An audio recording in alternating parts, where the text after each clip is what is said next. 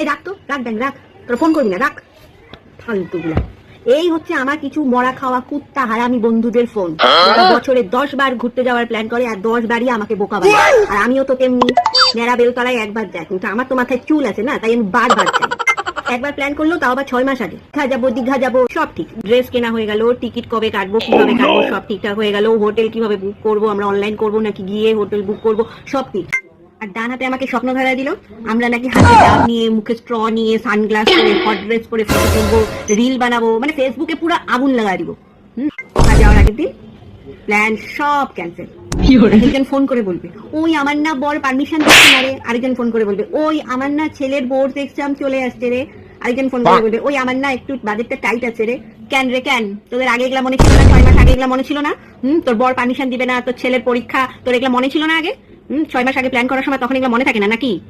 যাওয়ার আগের দিনই সব মনে করতে হয়। এখন আবার ফোন করে বলছে আরেকজন এই চল না কেদারনাথ যাবো।